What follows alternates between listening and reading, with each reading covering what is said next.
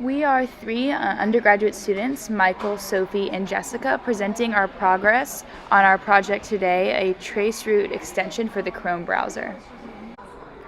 Many people don't understand the technical aspect behind loading a web page and how packets are sent over the internet.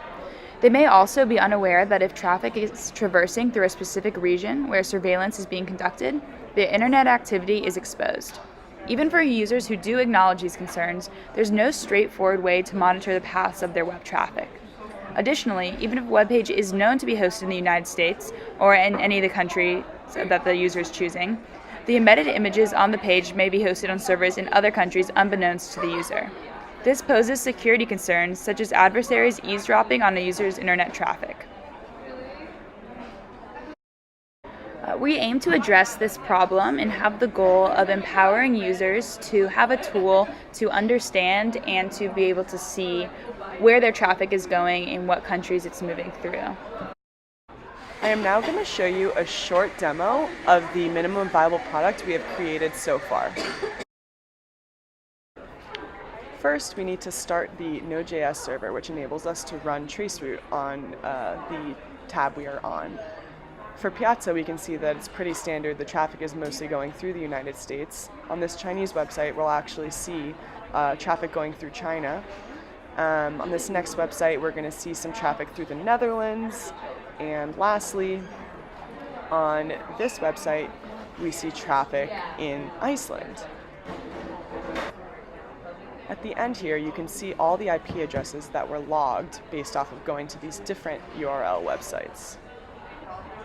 Now, we're going to show you the architecture of our implementation. We used socket.io to create a connection between the client, which in this case is the browser extension in Chrome, and the server, which in this case would be your desktop computer. In the demo, you saw the terminal, which was us running our JavaScript program on the server, which was communicating via socket.io to our Chrome extension. The Chrome extension grabs the URL of the site that you are currently on, sends it to the JavaScript program on the server, which then runs traceroute, gathers the IP addresses that are on the path, and then makes a request to an external API that returns back the locations of these IP addresses. These locations are then presented to the user in the browser in the user interface of the extension.